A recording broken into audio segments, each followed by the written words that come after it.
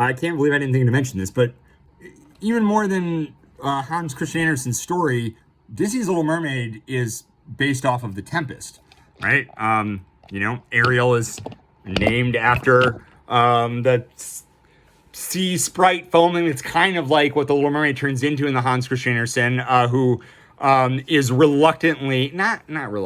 serving Prospero, but maybe doesn't want to. But Prospero keeps reminding Ariel about how bad things were when Ariel had to work for Sycorax and Caliban, who were like the outcasts. They themselves were kicked out of like Algiers, so they weren't even natives. They were just like the previous outcasts who had become king of that place. So like it's fascinating because the source material. I mean, and Eric in the Little Mermaid movie seems to be right. That's like his Monte Carlo. When they want to just go watch Newsies and Footloose for a week, right? Like that's where he heads off to with the boys, right? Like that's not his regular castle. So even we're still preserving this idea of like waves and waves of colonization, and then these things left under the sea, right? The shipwrecks.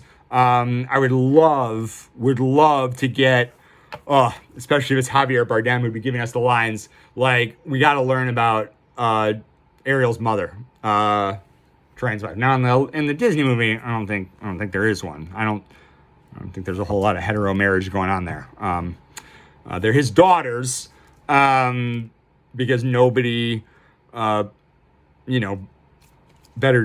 do it with them, which they won't because no mermen have penises, which is why there are just penises everywhere in that movie. Will there be a shriveled dick garden in the Real People Little Mermaid? I gotta be honest, I hope so. Even her sidekicks are dicks.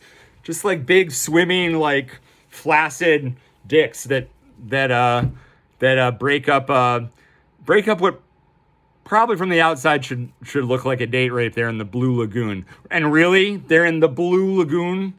Honestly, guys, you know what you're doing with that movie title. Look it up if you don't know, folks. But Flotsam and Jetsam, heroes of the day. All right, English lesson, then I'm out. Flotsam, Jetsam, Lagan, Lagan. 3 words that go together. Flotsam, stuff lost during a shipwreck, right? Floats up to the surface. Jetsam, stuff deliberately thrown off of a ship. Hoping to be recovered, right, during bad seas. And then Lagan is stuff that is deliberately tied to a buoy and marked.